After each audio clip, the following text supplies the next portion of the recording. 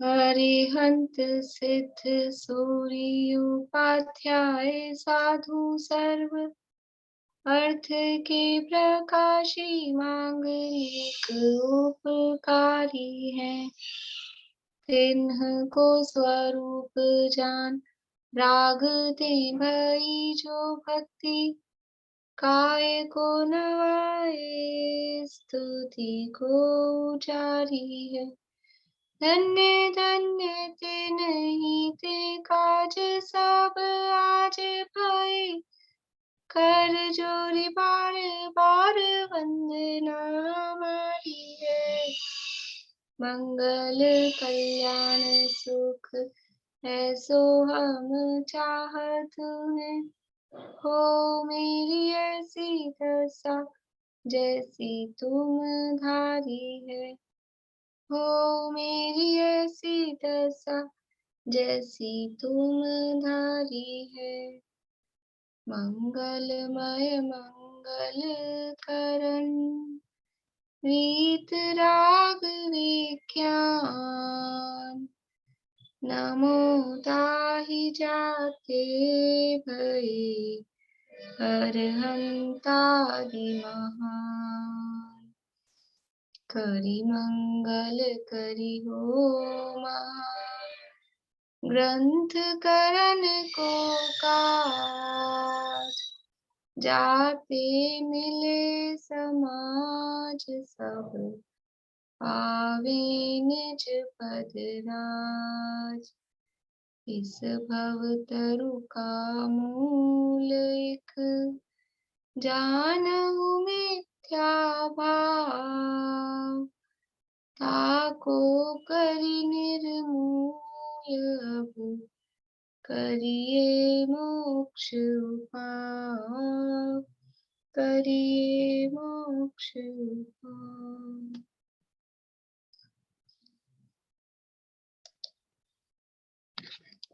हाँ बोली। कल जो बताया था ना अर्थ पुद्गल परावर्तन, उसका वो ढाई पुद्गल परावर्तन इतने नगोद वाले का, तो फिर एकंदे जीव का कितना होता है संख्यात काल? स्थावरों में रहने का असंख्यात पुद्गल परावर्तन। असंख्यात पुद्गल परावर्तन। और अर्थ पुद्गल परावर्तन किसके लिए होता है? अर्थ पुद्गल परावर्तन वो तो सम्यक दर्शन प्राप्त होने के बाद में अधिक से अधिक यदि संसार में रहे तो अर्ध पुद्गल परावर्तन काल।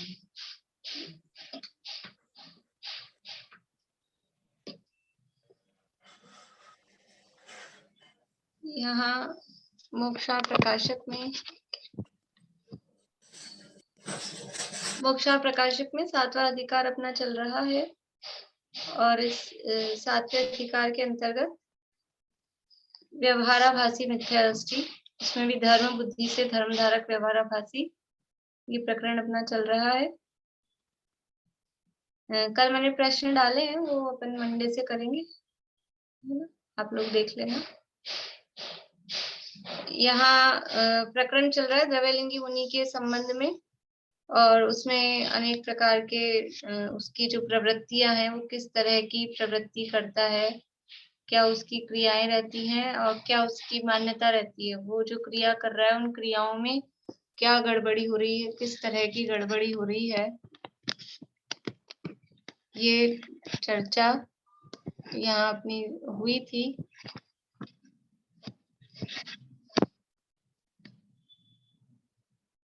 देखिए पेज नंबर 245 पे कल हमने पढ़ा था, उसमें नीचे से पढ़ के अपन प्रकरण को शुरू करते हैं। वहां प्रश्न किया था कि पहले उसके पाप करने से यानी तीव्र कषाय हो रही थी और अब वो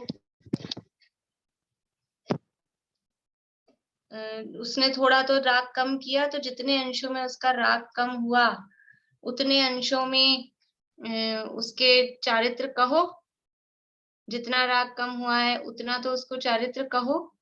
तो ये उसका समाधान कहा कि तत्व ज्ञान पूर्वक वो ऐसा करता तब तो ठीक था, लेकिन तत्व ज्ञान के बिना वो ऐसा कर रहा है तो इसलिए उसको असंयम ही नाम कहा जा रहा है।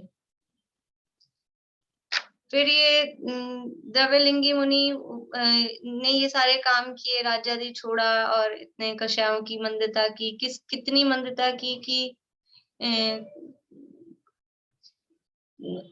एक मिनट, ये कैमरा ठीक करना।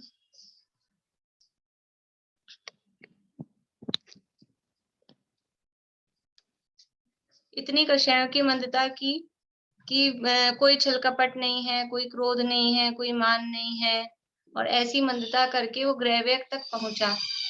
ग्रहवेग तक पहुंचने पर भी क्या है, वो असंयमी ही है। तो ये सारी जब बातें बताई तो उन्होंने कहा कि उसकी परंपरा जब देखी जाएगी, इसकी पीछे जाएंगे, तो ये कषायों की परंपरा का विचार करने पर देख एंड में जाके उसके अंदर कषाय मिलेगी हमें। ये परंपरा का विचार करने पर है, वो जो साधन कर रहा है उसकी तह तक हम जाएंगे, खोजबीन करेंगे। हमको डिटेक्टिव होना पड़ेगा किसी की चीज की तह में जाने के लिए। तो उसको खोजेंगे कि द्रव्यलिंगी है, फिर ये असंयमी क्यों है। समझ में नहीं आता ना ऐसा एकदम से, कि इतना सब कुछ करने पर भी आप इसको मिथ्यादृष्टि कह रहे हो, असंयमी कह रहे हो। तो जरा उसकी अंदर की क्या बोलते हैं, पेट में जाओ उसके, तो वो देखेगा कि कषाय तो पड़ी है। कषायों की वो उसके अभिप्राय में, कषायों का अभिप्राय उसमें समझ में आता है। सो किस प्रकार है, तो यहाँ कहा, देखिए लास्ट पैरा है 245 पेज पे। यह पाप के कारण राग आदि को तो हे जानकर छोड़ता है, परंतु पुण्य के कारण प्रशस्त राग को उपादेय मानता है, उसकी वृद्धि का उपाय करता है। सो प्रशस्त राग भी तो कषाय है। प्रशस्त राग को उपादेय मान रहा है और अप्रशस्त राग को हे मान रहा है। यानी अपने को ऐसे लगता है कितनी ये तो अपन ने क्या है कि बचपन से पढ़ ली सुन ली ये बातें, शुभ राग भी हे है अशुभ के समान। तो हमको ऐसा लगता है ऐसे कौन सी बड़ी बात है, वो ये मतलब ये तो मोटी भूल है। लेकिन ये तो हम पढ़ के आए हैं ना, हमारे तो समझ लीजिए घुटी में ये चीजें मिली है हमको, या फिर बहुत ज्यादा समय हो गया है, 10 साल 15 साल 20 साल 30 साल, इतने साल हो गए सुनते हुए। तो हमको लगता है कि और सुन सुन के रट गई है बातें कि शुभ राग भी है शुभ राग भी है। इसलिए हमको ऐसा कुछ खास नहीं लग रहा है कि इसमें कौन सी बड़ी बात है। पढ़ने पर ऐसा नहीं लग रहा कि कोई बहुत बड़ी बात आ रही हो द्रव्यलिंगी मुनि की। लेकिन वास्तव में अंदर से वो मान्यता छूटती नहीं है। हम भी भले शब्दों में कितना ही कह रहे हों, लेकिन अंदर वो शुभ राग के प्रति उपादेय बुद्धि यदि छूट जाती तो सुधर जाता है ना, अपना भी मोक्ष मार्ग हो ही जाता ना, पलट जाती सारी दिशा।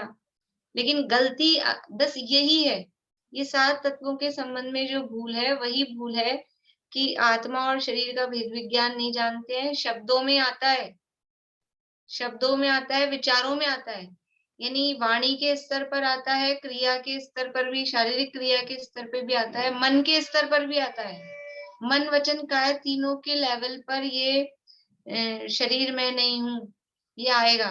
शुभ राग ये है, ये आएगा आश्रव बंध तत्व के संबंध में, जीव अजीव तत्व के संबंध में। लेकिन ये मन वचन काय ये क्या है, ये सब बाहर बाहर का लेवल है। अंदर अभिप्राय के लेवल पे नहीं बदलती है बात, अभिप्राय नहीं बदलता है।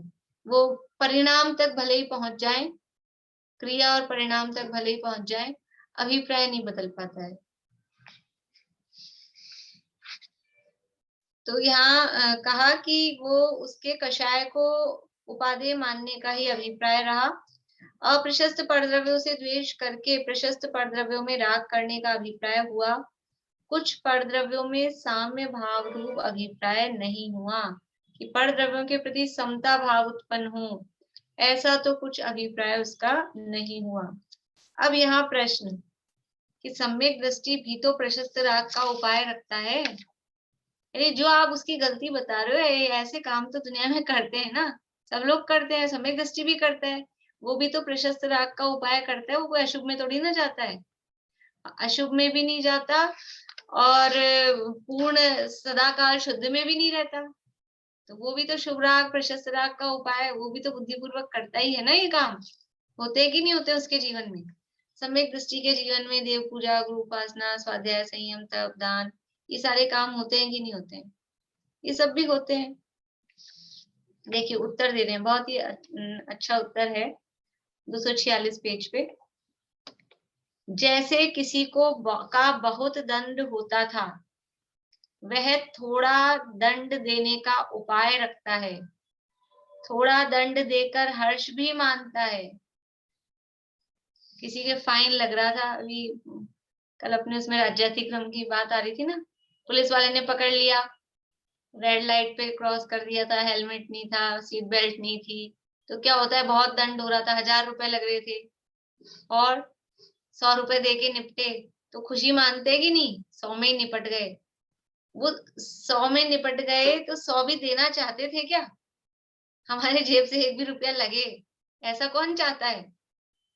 लेकिन 1000 बहुत दंड होता था, बहुत सारी बातें होती है। समझ लीजिए किसी के इनकम टैक्स की रेड पड़ गई हो और बहुत पूरा जा रहा हो सब कुछ, करोड़ों का नुकसान हो रहा हो, तो लाखों देकर भी खुशी मनाता है।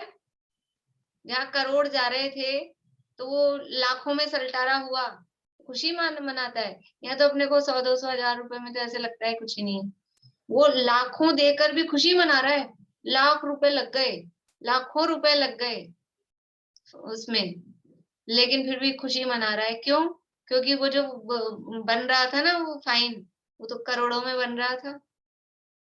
तो जिसको बहुत दंड होता था वह थोड़ा दंड देने का उपाय रखता है, थोड़ा दंड देकर हर्ष भी मानता है। सस्ते में सलट गए अपन तो, ऐसे खुशी मनाते हैं अपन तो, बहुत सस्ते में सलट गए, अरे इतने ही लगे अपने तो, इतने लगे, वो लगे ना इतने भी। थोड़ा दंड देकर भी हर्ष मानता है, परंतु श्रद्धान में दंड देना अनिष्ट ही मानता है। लेकिन ये थोड़े भी जो लगे, सस्ते में भी सलटे, वो कौन चाहता है कि हमारे इतने भी लगे? कोई चाहता है?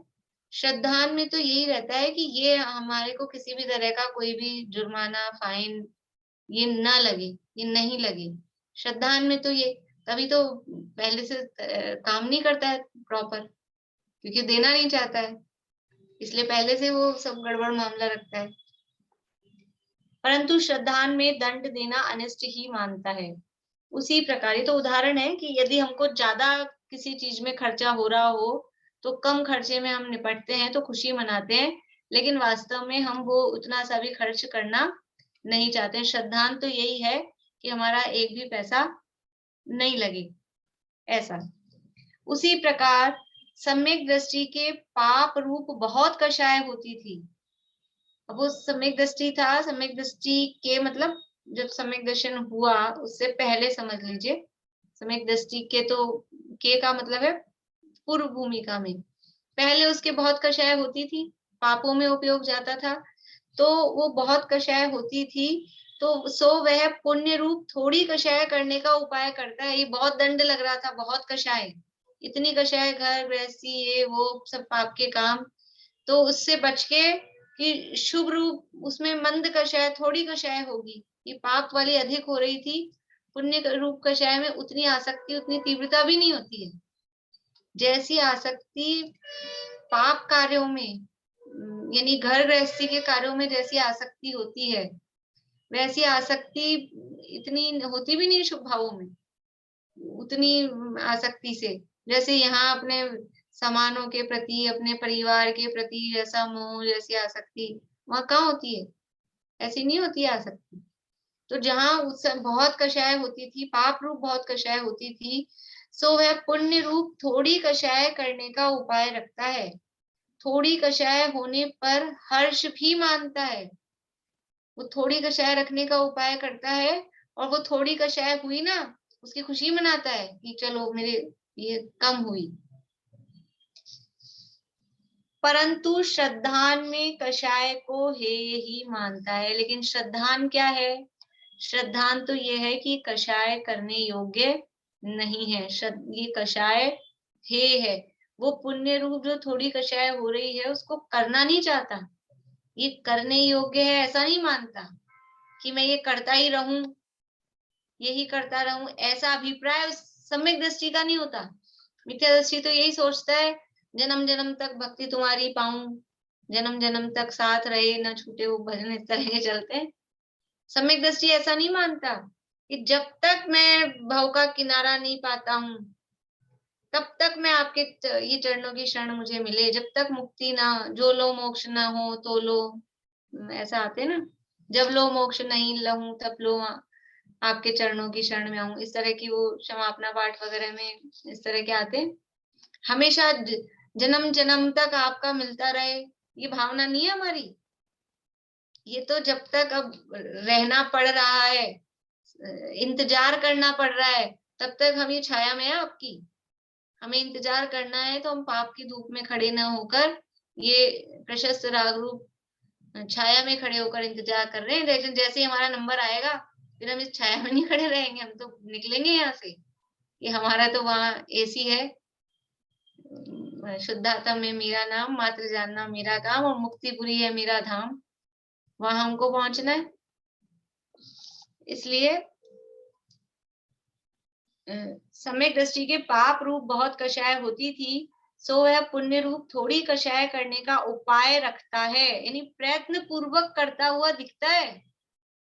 वो जिसके इतना बड़ा जुर्माना लग रहा है, वो प्रयत्न पूर्वक, आप तो ये ले लो, आप तो इतना निकाल के खुद देता है, खुद देता है अपने हाथ से निकाल के, जबरदस्ती नहीं लेके जा रहा है, वो खुद निकाल के देता है, प्रयत्न पूर्वक शुभ भाव में वो लगा रहता है, उपाय रखता है। लेकिन फिर भी श्रद्धान में क्या मानता है, इस श्रद्धान में तो मेरा एक भी नहीं जाए, ऐसा।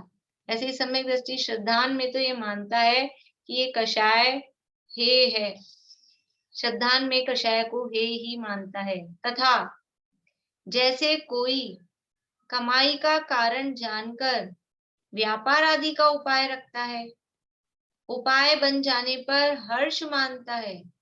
कोई कमाई किससे होती है, व्यापार धंधे से कमाई होती है, तो कमाई का कारण जानकर व्यापार आदि का उपाय रखता है, और ये अच्छा व्यापार धंधा जम जाए, अच्छे अपने सेट हो जाए तो खुशी मनाता है, हर्ष भी मानता है। उसी प्रकार द्रव्यलिंगी मोक्ष का कारण जानकर प्रशस्त राग का उपाय रखता है और उपाय बन जाने पर हर्ष मानता है। इस प्रकार प्रशस्त राग के उपाय में और हर्ष में समानता होने पर भी सम्यक दृष्टि के तो दंड समान और मिथ्या दृष्टि के व्यापार समान श्रद्धान पाया जाता है। देखो दोनों को हर्ष बताया। सम्यक दृष्टि किस में हर्षित हो रहा है कि वो थोड़ा फाइन लगाए ना अपने, वो उसमें हर्षित हो रहा है कि चलो कम फाइन में अपना काम चल गया। और वो मिथ्या दृष्टि किस में हर्षित हो रहा है कि हमने व्यापार धंधा किया है, व्यापार धंधे में जो कमाई हो रही है, यानी वो तो उसको पूर्ण रूप से उपादेय मान रहा है। व्यापार धंधा है ऐसा कौन मानता है? व्यापार धंधा तो करने के लिए करा है ना, हमको कमाई हो इसलिए किया है ना, हमारा जमे, ये धंधा जमा रहे इसलिए कर रहा है। तो वो व्यापार धंधा चल रहा है, उसमें कमाई हो रही है, उसमें जो हर्ष होता है, ये वाली खुशी, और ये 1000 रुपए लग रहे थे और 100 रुपए में सल्टे, इसमें जो खुशी, दोनों खुशी एक सी है। एक खुशी है वो दंड समान है, और एक खुशी है वो तो उपादेय रूप है। व्यापार धंधा पूरा उपादेय रूप है, और ये दंड तो लगा खुशी मना रहा है, लेकिन वो दंड उसको, उसमें हे बुद्धि है। तो सम्यक दृष्टि जो शुभ भाव कर रहा है वो दंड के समान कर रहा है, मजबूरी है, मजबूरी में करता है। और मिथ्या दृष्टि द्रव्यलिंगी जो शुभ भाव कर रहा है वो उसकी मजबूरी में नहीं है, वो तो करना ही यही चाहता है, वो तो करना ही कमाई चाहता है। कमाई कोई मजबूरी में तोड़ ना कर रहा है कि मजबूरी में करनी पड़ रही है, वो तो चाहता यही था, मिल गई उसको, तो उसमें उसकी उपादेय बुद्धि है। और सम्यक दृष्टि की उसमें हे बुद्धि है, हर्ष होता हुआ दिखाई दे रहा है, हर्षित होता हुआ दिखाई दे रहा है, लेकिन एक हर्ष में उपादेयपना है और एक हर्ष में हेयपना है। समझ में आया दोनों उदाहरणों का डिफरेंस? उसी प्रकार द्रव्यलिंगी मोक्ष का कारण जानकर प्रशस्त राग का उपाय रखता है, उपाय बन जाने पर हर्ष मानता है। इस प्रकार प्रशस्त राग के उपाय में और हर्ष में, यानी दोनों प्रशस्त राग के उपाय कर रहे हैं, उपाय रूप में तो दोनों में समानता है, दोनों खुश दिखाई दे रहे हैं, खुशी में भी दोनों समान दिखाई दे रहे हैं, उसमें भी समानता है, लेकिन एक की खुशी वो दंड और एक जो उपाय कर रहा है वो दंड कम से कम हो, उस रूप में उपाय कर रहा है।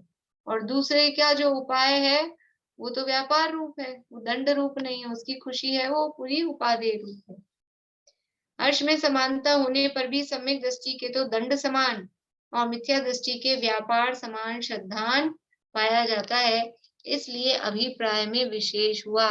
प्रश्न क्या था? प्रश्न क्या था? सम्यक दृष्टि भी तो शुभ राग करता है, वो भी तो शुभ राग का उपाय करता देखा जाता है। तो कह रहे हैं वो जो उपाय करता देखा जा रहा है ये अंतर है, एक उसको दंड जैसा भोग रहा है, सजा भोग रहा है, और एक है वो तो खुशी खुशी वो चाहता ही है, उसने उद्यम पूर्वक ये काम किया है।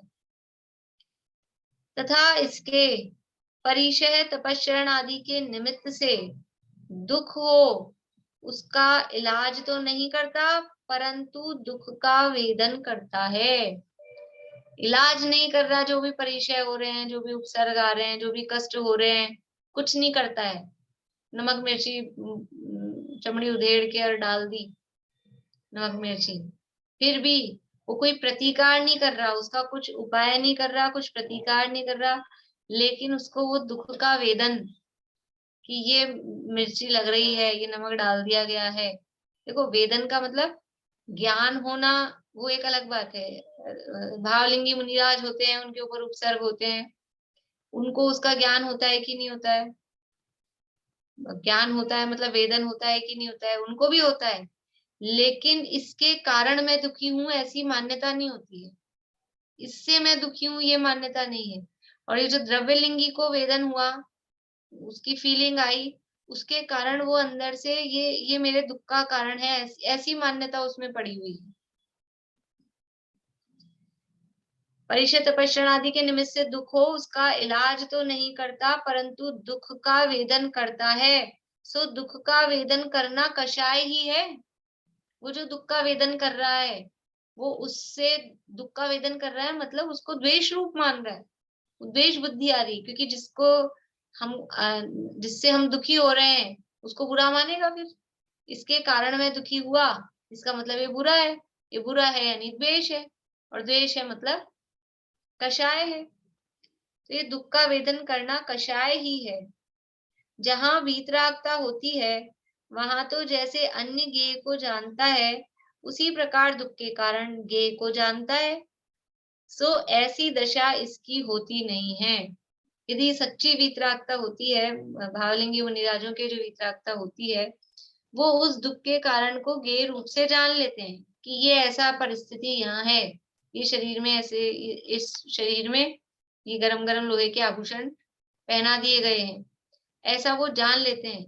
लेकिन इन लोहे के आभूषणों के कारण मैं दुखी हूँ, इसने लोहे के आभूषण पहनाकर मुझे कष्ट दिया है, ऐसी मान्यता उनके नहीं होती है। ज्ञान का ज्ञेय तो बनता है, ऐसा नहीं है कि मुनिराजों को जानना नहीं होता है, ज्ञान नहीं होता है।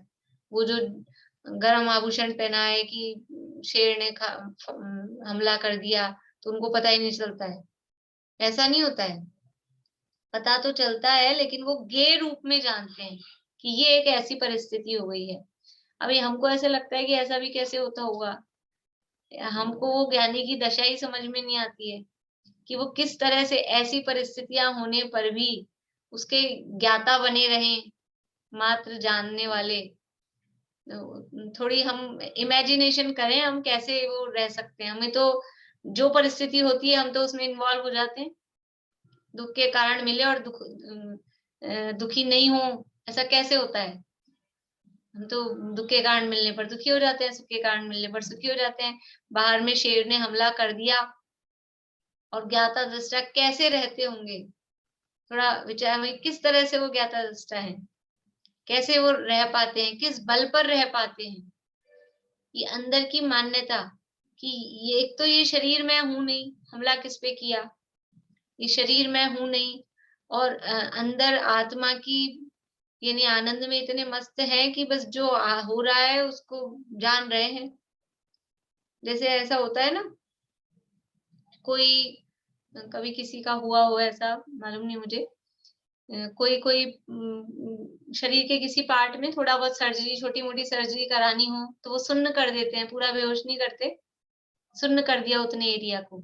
तो हमको सब दिख रहा होता है, हमको पता हो रहा होता है ये कर रहे हैं, ये कर रहे हैं। लेकिन हमको जैसे उस ज्ञातदृष्टा की जैसे उस समय फीलिंग नहीं होती ना कुछ, उस समय कुछ फीलिंग नहीं होती है, जैसे दाँत-वाँत में करती हैं ये, तो सुन्न कर देती हैं, फिर क्या कर रहे हैं?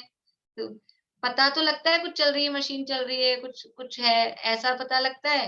लेकिन वो जैसे उस समय जैसे हम ज्ञातदृष्टा रहते हैं, यद्यपि वो तो हमको फील नहीं आ रहा है दर्द का, वो उससे तो मतलब थोड़ी-सी हम कल्पना करें, ऐसे वो मुनिराज को कि ये शरीर में ऐसा-ऐसा कुछ हो रहा है, ये कोई शेर चल रहा है, ये कोई आभूषण पहना दिए गए हैं, मशीन चल रही है, ऐसा दिखाई दे रहा है।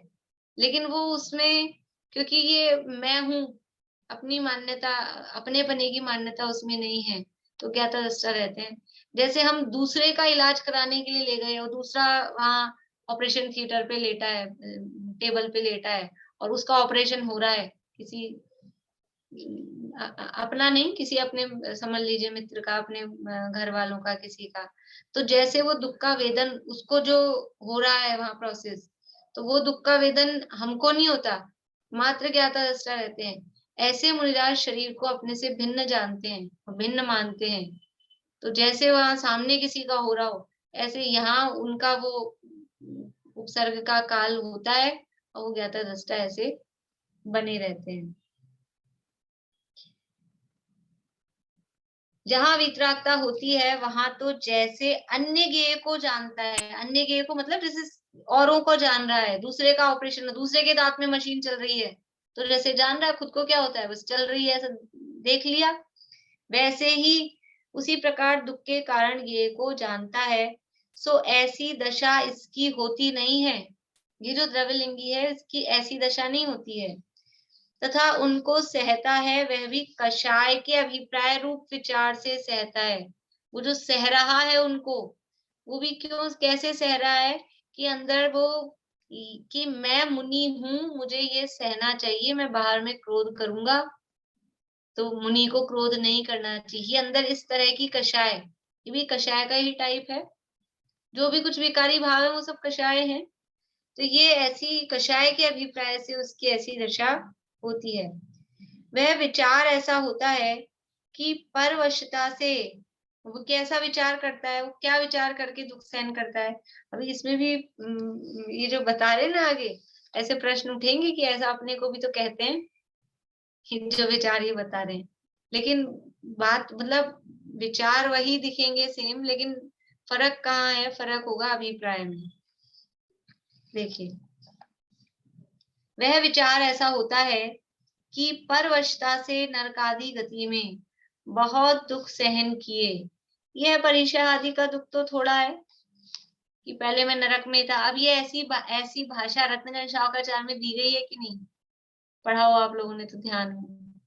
रत्नगंज शावकाचार्य में बहुत जगह, उत्तम क्षमा वाले प्रकरण में ही, कि किसी ने हमको गधा कहा तो इसने क्या कहा, क्या गलती की, पहले भी तो हम बहुत बार गधा हुए हैं और नरक में क्या-क्या दुःख नहीं भोगे हैं, तो तुमरे जिए कौन दुःख है। जब नरक में इतने-इतने दुःख भोग के आए हैं, नरक में इतनी गर्मी में, अगर गर्मी की वेदना सता रही हो, तो ये विचार करो कि नरक में इतनी-इतनी गर्मी सही, मेरु समान लोह गल जाए, तो यहाँ कौन-सी गर्मी है? ऐसा विचार करने को हमको भी तो कहा जाता है। ये भी वही विचार कर रहा है। देखो क्या, वह विचार ऐसा होता है कि परवशता से नरकादि गति में बहुत दुःख सहन किए। यह परीक्षा आदि का दुःख तो थोड़ा है, नरक में इतनी गर्मी सहन करी, नरक में इतनी सर्दी, मेरु समान लोह गल जाए, वहां भी ऐसी सर्दी, ऐसी शीत उष्णता था। ये अभी क्या सर्दी है, अभी कौन सी सर्दी है। मुनिराज नग्न दिगंबर रहते हैं, सर्दी के दिन होते हैं, कितने कष्टदायी लगते हैं। तो अभी कौन सी सर्दी है, ये तो परिचय परिचय यही सर्दी गर्मी, ये तो बहुत थोड़ा है। इसको स्ववश सहने से स्वर्ग मोक्ष सुख की प्राप्ति होती है। वहां तो परवशता से मजबूरी में सहन किए थे नरक में तो, और अभी हम अपने वश स्ववशता से खुद अपने बल पर इसको सहन कर रहे हैं, सर्दी के दुख, गर्मी के दुख, भूख प्यास के दुख, मक्खी मच्छर, जो भी इस तरह की परेशानियां हैं, ये स्ववशता से सहन करेंगे तो हमको स्वर्ग मिलेगा, मोक्ष मिलेगा। ये अंदर से भावना। पहले तो परवशता से सहन किए नरक में, तिर्यंश में। तिर्यंश में क्या-क्या नहीं सहन करे। अब इतनी सर्दी पड़ती है, सड़क पे गायें होती हैं, कुत्ते होते हैं, ठंड में है, क्या करें? परवशता से सहन किए। अभी तो स्ववशता से हम इसको सहन करेंगे। हम खुद अपने, जैसे एक तो अपने को खाने को नहीं मिले, दिन भर भूखे रहे, और एक हमने उपवास किया है, तो उपवास किया तो उसका फल विशेष पुण्य होगा ना, मतलब उससे स्वर्गाधिक मिलेंगे। चला के किया है, ये है स्ववशता से। जो हमने उपवास किया वो स्ववशता से, और एक किसी ने हमको भोजन दिया ही नहीं दिन भर, मतलब ऐसा होता है ना कभी-कभी, आज इनको खाना नहीं मिलेगा, इस तरह के मान लो कोई करे, किसी की गुलामी में हो, तो वो परवशता से भूखा रहा। तो स्ववशता से जो उपवास आदि किए, उससे स्वर्ग आदि की प्राप्ति होती है कि नहीं है? वो शुभ भाव है, स्वर्ग आदि की प्राप्ति का कारण है। वो यहाँ ये कह रहे हैं कि परवशता से नरकादि गति में बहुत दुख सहन किए, यह परीक्षा आदि का दुख तो थोड़ा है, इसको स्ववश सहने से स्वर्ग मोक्ष सुख की प्राप्ति होती है। यदि इनको न सहें और विषय सुख का सेवन करें, अभी जो सर्दी गर्मी के, भूख प्यास के ये जो परिचय हैं, यदि इनको नहीं सहन करेंगे, और हमने सर्दी लग रही है और कुछ उसका उपचार किया, गर्मी लग रही है और कुछ उसका उपचार किया, यानी विषय सेवन आदि किए, तो क्या होगा? तो नरक आदि की प्राप्ति होगी। अब मैंने मुनिवेश धारण किया है, यदि मैंने अब कुछ भी ऐसा, गर्मी लग रही है तो गर्मी को दूर करने का उपाय किया, सर्दी लग रही है तो सर्दी को दूर करने का उपाय किया, तो क्या होगा? नरक में चल जाऊंगा। इस विचार से वो सहन करता है। यानी मतलब सर्दी गर्मी नहीं लग रही है ऐसा नहीं है, सर्दी गर्मी लगती है, और सर्दी गर्मी मुझे दुखदाई है ऐसा मान रहा है, लेकिन फिर भी उस सर्दी गर्मी को दूर करने का कोई प्रतिकार नहीं करता है। किस बल पर नहीं करता है? कि अगर मैंने किया तो मैं नरक में चला जाऊंगा। जैसे बहुत बार ऐसे होता है ना, कोई बच्चों को, घर में 2-3 बच्चे हों और कोई इस तरह का बड़े कुछ कह दें कि जो बच्चा ये काम करेगा उसको ये मिलेगा।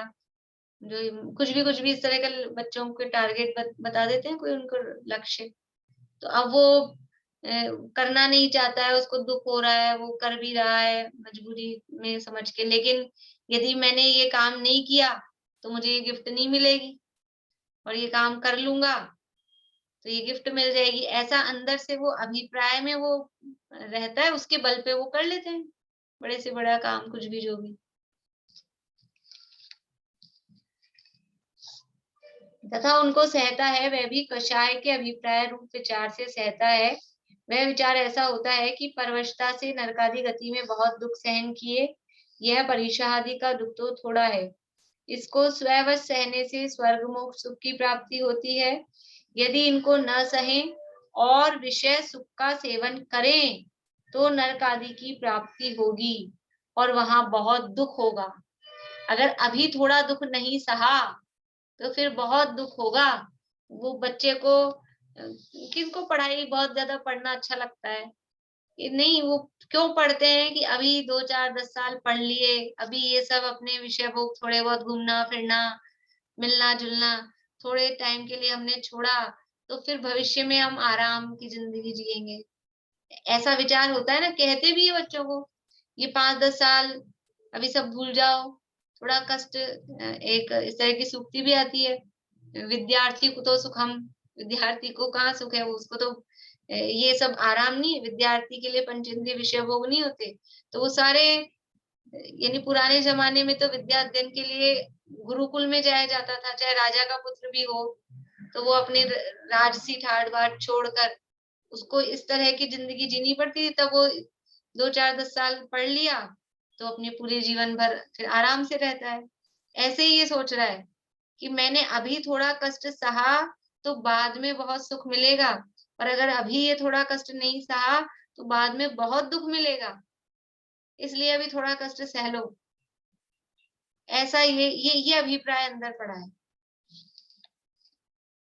यदि इनको न सहे और विषय सुख का सेवन करें तो नरक आदि की प्राप्ति होगी, वहां बहुत दुख होगा इत्यादि विचार से परिशहों में अनिष्ट बुद्धि रहती है। परिशय है मुझे दुख का कारण है, ये अनिष्ट है, ऐसी मान्यता रहती है।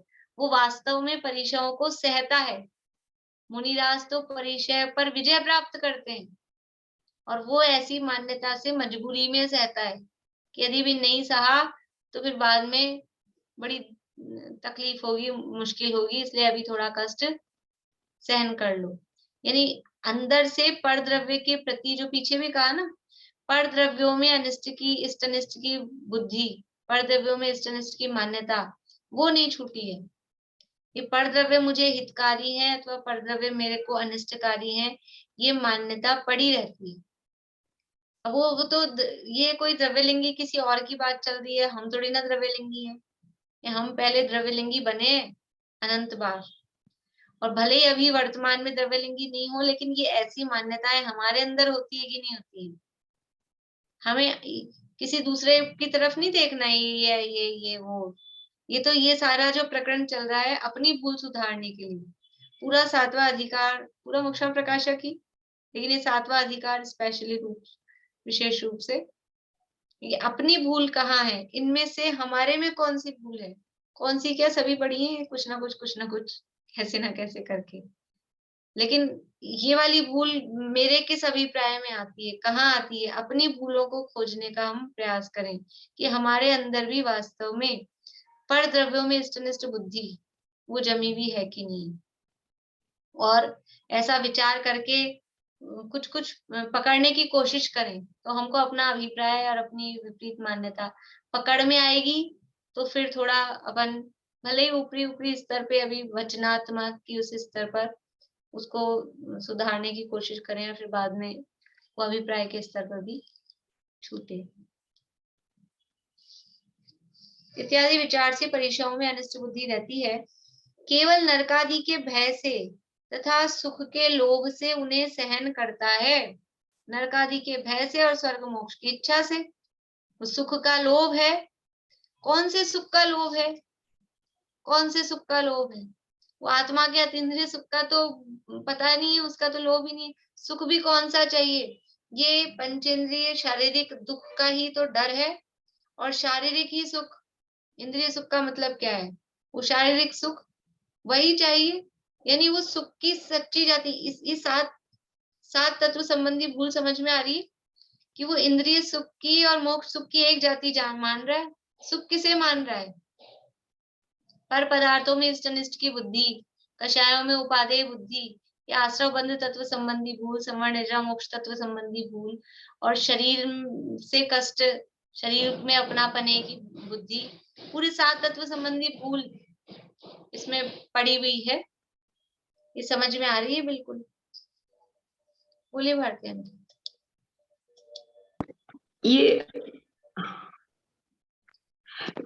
मैं कह रही थी कि अगर ये ऐसा सोचता है कि मेरे को आगे जाके स्वर्ग का सुख मिलेगा, अगर विषय सुख के ही भोग के लिए अगर वो मुनि का अंगीकार किए, तो फिर अभी प्रेजेंट में फिर क्यों वो सह रहे हैं? एक मिनट रुको। प्रेजेंट में सह रहे हैं ना, क्योंकि हमको स्वर्ग चाहिए। अभी यहाँ से अच्छा है ना स्वर्ग, यहाँ से बेटर होगा। नहीं, पर आगे मेरे को स्वर्ग सुख की अगर चाह, मैं तो ऐसे ऐसे समझ रही हूँ कि स्वर्ग सुख की अगर चाह कर रहे हैं कि हमको आगे में स्वर्ग मिले, मोक्ष का उनको नहीं है, तो फिर तो इस भव में अभी मनुष्य भव मिला, तो इसमें फिर विषय सेवन सब क्यों छोड़ रहे हैं, अभी सुख का क्यों त्याग कर रहे हैं? स्वर्ग की भी है, कहीं कहीं मोक्ष की भी है भले ही, लेकिन वो मोक्ष की जाति, स्वर्ग और मोक्ष की वो पीछे कह दिया ना मोक्ष तत्व संबंधी भूल में। वो स्वर्ग मोक्ष भले ही शब्दों में कहे, बोले, सोचे, लेकिन मोक्ष में भी वही स्वरूप समझता है कि जैसा इंद्रिय सुख स्वर्ग में है उससे थोड़ा सुपीरियर, उसी टाइप का कुछ अच्छा वहां मोक्ष में होगा। चाहता है वो सुख, और सुख मतलब इंद्रिय सुख। तो अभी थोड़ा सा भाई, जैसे अपन ने विद्यार्थी का उदाहरण लिया ना, तो विद्यार्थी भविष्य का सुख सोच रहा है तो अभी आराम कर लेना, या अभी कहीं को पढ़ाई लिखाई करके कष्ट कर रहा है कि रहता है ना, अभी थोड़ा सा कष्ट सहेंगे तो बाद में अपने को आराम मिलेगा।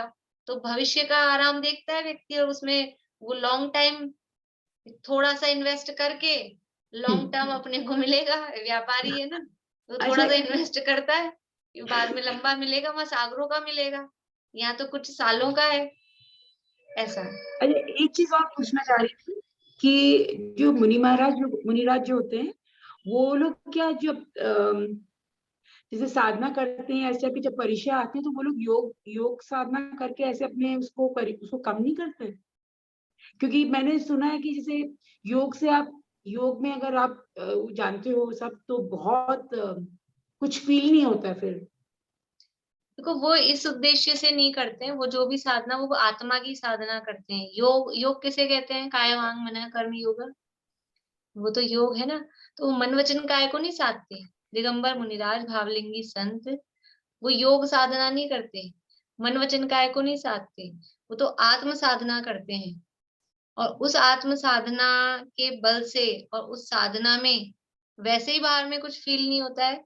और कभी कदाचित इस तरह की यानी वो आत्मा में जब लीन होते हैं तब फीलिंग नहीं है, कभी विद्या वगैरह इस तरह की प्रकट हो जाए तो उससे भी हो जाता है। वो सहज होता है, वो उसको करने के लिए नहीं करते। वो इस तरह का प्राणायाम करें कि ऐसे श्वास लें कि छोड़ें, फिर वो उसी में उपयोग लगा रहता है। वो उपयोग फिर आत्मा में, वो तो फिर वो शरीर की साधना हो जाएगी, वो योग क्योंकि वो साधना नहीं करते। हाँ, मैंने कहीं सुना था कि जैसे जो हिमालय में जाके जो साधना करते हैं वो लोग, योग से एकदम उनको फिर वहां कुछ फील हाँ नहीं हाँ, होता है तो वैसे। वो केवल फिर वो शरीर की साधना होती है ना, वहाँ आत्मा की साधना नहीं है। वो जो योग साधना वगैरह जो चलती है वहाँ वो केवल शारीरिक शरीर के वो कौन सी सांस लेनी है छोड़नी है क्या करना है, बस वही चलता रहता है, उपयोग उसी में लगा रहता है। अपन सोच लो, अपन करके देखो। अभी कोरोना के समय किसी ने बताया, मतलब वो तो क्या है कि जैन धर्म से जोड़ना है किसी भी तरह से, तो ठीक है। तो नमोकार मंत्र से वो श्वास लेने का कि नमो अरिहंताणम में भी ऐसे खींचो, फिर वो नमो सिद्धाणम में छोड़ो, फिर नमो आर्यणाम में खींचो। तो वो नमोकार मंत्र में उपयोग लगता है कि खींचना है कि छोड़ना है, खींचना है कि छोड़ना है, उसी में दिमाग लगा रहता है। वो उनकी तो सहज होती है, वो सहज ही। देखो जो जो आत्मा में परफेक्ट होते हैं ना, उनकी बाहरी क्रिया भी परफेक्ट होती है। ये नियम है। आप लौकिक में भी देख लो, जो परफेक्ट होगा ना, जो यानी यानी जो स्टूडेंट पढ़ाई लिखाई में परफेक्ट है, उसके बाहरी क्रियाकलाप भी परफेक्ट होंगे, वो टाइम का भी पंक्चुअल होगा, उसके कपड़े वपड़े भी बराबर जमे होंगे, उसके बैग भी प्रॉपर होगा। मतलब ऐसा नहीं कि पढ़ाई में तो बढ़िया है बाकी सारे काम डावाडोल हो रहे हैं, ऐसा नहीं होता है। तो वो जो मुनिराज हैं वो आत्मा की साधना में तत्पर हैं, वो प्रॉपर करते हैं। तो उनकी ये जो श्वासोच्छ्वास की क्रियाएं हैं, शारीरिक क्रियाएं हैं, जिसे हम ईर्या समिति, भाषा समिति, ये जो हमने नाम दिए हैं, ये क्या है? ये उनकी प्रवृत्तियां ही तो है। वो बराबर एक्यूरेट होती हैं। वो चलेंगे तो ऐसे ऊंचा मुंह करके नहीं चलेंगे, उनकी चलने की क्रिया ऐसी होगी कि वो नीचे देख के चलेंगे। वो बोलेंगे तो कैसा बोलेंगे कि वो बराबर हितमित प्रिय ही बोलेंगे। उनकी वो सोच-सोच के नहीं करते, ये बात हमने पहले भी देखी। मुनिराज विचार कर के 28 मूल गुणों का पालन नहीं करते, बल्कि मुनिराज जो करते हैं उनका नाम 28 मूल गुण है। तो अभी ऐसे सांस लेनी है, ऐसे सांस छोड़नी है, ये वाला योग, वो सहज में ही श्वास लेना छोड़ना, वो जिस तरह से उन योग शास्त्रों में कहा होगा जो सही होता है शरीर के स्वास्थ्य के लिए, अपने आप ही ऑटोमेटिकली ही वो मुनिराज उसी तरह से लेते होंगे, उसी तरह से लेते हैं। उनके जीवन में वो क्रियाएँ अपने आप सही होती हैं। जैसे और भी काम अपन, जो मैंने अभी कहा ना कि जो काम एक काम में परफेक्ट है, मान लीजिए हमको चरणान योग के ग्रंथों का हमने स्वाध्याय किया है, तो हमारे जीवन में अपने आप ही किताब खोल-खोल के हमको देखना पड़ता है, अभी रसोई में ये सामान ऐसे रखना चाहिए, इसमें हिंसा होगी, इसमें नहीं होगी, ये ऐसे जो भी चीजें हैं, अपने आप ही हमारा आचरण वो अपना विवेक काम देता है और वो आचरण बराबर प्रॉपर सही होता है। बोलिए ममता भाभी। उनके तो 3 कसाय के अभाव पूर्वक इतनी वीतरागता आ गई, तो शरीर पे कहाँ से ध्यान जाएगा उनका। हाँ, शरीर पे ध्यान नहीं जाता है, लेकिन फिर भी हाँ, शरीर की क्रिया परफेक्ट होती है। हाँ, लेकिन शरीर पे वीतरागता ध्यान नहीं होती है तो देते। उनको समझ का कैसे होना और क्या नहीं होना, उनका उपयोग इधर थोड़ी होता है। हाँ, क्योंकि शरीर को साधने के नाम साधु नहीं है। जो आत्मा को साधे उसे साधु कहते हैं। जो शरीर को साधे वो साधु नहीं है, फिर वो योगों की साधना करने वाले वो योगी हैं। और फिर हमारे यहाँ भी योग शब्द का जो अर्थ किया है योग सार वगैरह में, वहाँ योग का मतलब जुड़ना अर्थ किया है। वहाँ योग का अर्थ वो मन वचन काय योग नहीं, योग का अर्थ जुड़ना भी होता है ना। तो वहां अपना उपयोग अपनी आत्मा में जुड़े, उसका नाम योग, और उसकी साधना, तो वो भी योग साधना करते हैं तो भी वो आत्मा की ही साधना है। किसी भी तरह से शरीर की साधना, मन वचन काय की साधना, श्वासोच्छ्वास की, ये अंगोपांग की, ये साधना किसी भी तरह से नहीं। और फिर जो लोग ये योगा करके फिर समझते हैं हमारा धर्म हो रहा है, इसमें जो ध्यान वगैरह भी बताते हैं, इसलिए वो कुछ भी धर्म नहीं है, वो सब शरीर की ही क्रियाएं हैं। और वो शरीर के स्वास्थ्य के हिसाब से, उसके उद्देश्य से ही की जाती है। उसमें धर्म मानना वो तो वही मिथ्यात्व ही है, उसमें उसको धर्म यानी उसमें धर्म है ही नहीं किसी भी रूप में, ऐसा है। देखिए इसको, इस पैराग्राफ को पूरा कर लेते हैं। केवल नरकादि के भय से तथा सुख के लोभ से उन्हें सहन करता है, सो यह सब कषाय भाव ही है। तथा ऐसा विचार होता है कि जो कर्म बांधे थे वे भोगे बिना नहीं छूटते, इसलिए मुझे सहने पड़े। क्या विचार है? स्वयं किए जो कर्म शुभाशुभ, ये तो हम भी कहते हैं, ये तो हम भी बोलते हैं, लेकिन वो सहना पड़ रहा है, वो मजबूरी में सह रहा है। एक तो स्वयं किए जो कर्म शुभाशुभ फल निश्चय ही वे देते, ये बात क्यों कही है कि पर द्रव्य से दृष्टि हटाने के लिए। पर द्रव्य पे दोषारोपण करते थे ना, इसने मेरा बुरा किया, ये मुझे दुखी करता है, इसके कारण मैं दुखी हूँ।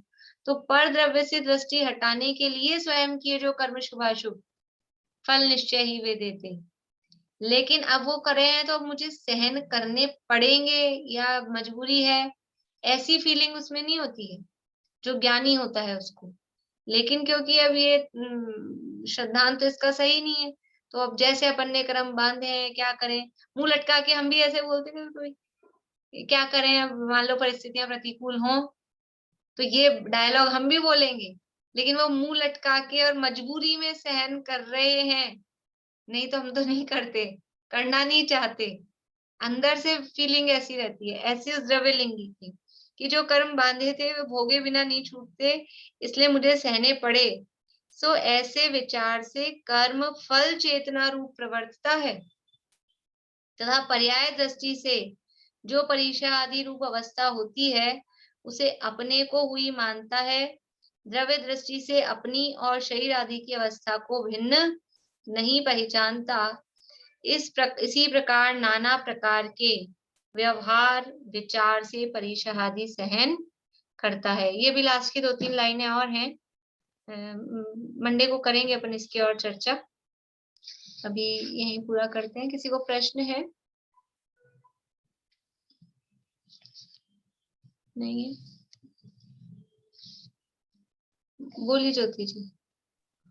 नहीं दीदी, मैं ऐसे बोल रही जैसे आप बोल रहे थे कि उनकी क्रियाएं, तो ऐसे हम बोल सकते हैं, ऐसे होती हैं जैसे हमारी नॉर्मल में हम ब्रीदिंग कर रहे हैं या पलक झपक रहे हैं, तो हम मन से नहीं झपक रहे या मन से ध्यान से नहीं कर रहे, ऐसे बोल सकते हैं क्या? ऐसे पालन होता है समिति गुप्ती का?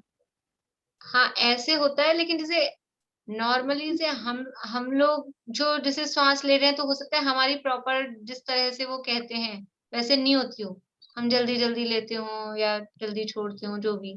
लेकिन मुनिराज जो आत्म साधना करते हैं उनके श्वासोच्छ्वास भी बराबर उसी तरह से होती है, क्योंकि वो उपयोग आत्मा में रहता है, तो वो श्वसन क्रिया वो भी अपने आप उस तरह से सेट हो जाती है।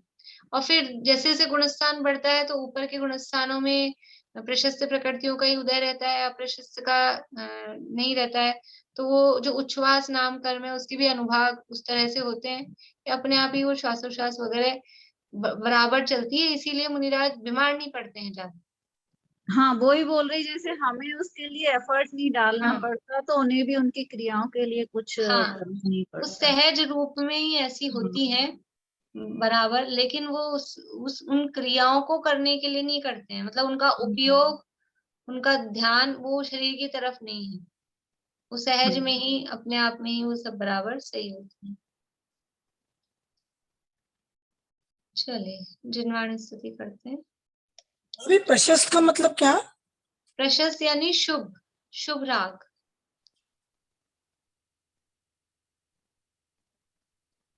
ठीक है,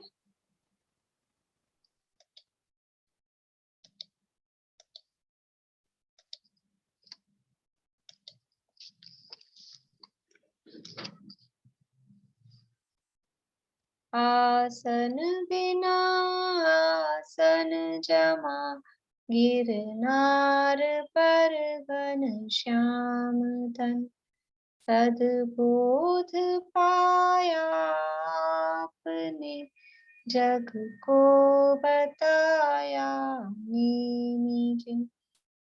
स्वाधीन है प्रत्येक जन, स्वाधीन है प्रत्येक कण, हर द्रव्य से है पृथक पर, हर द्रव्य अपने में मगन, हर द्रव्य अपने में मगन।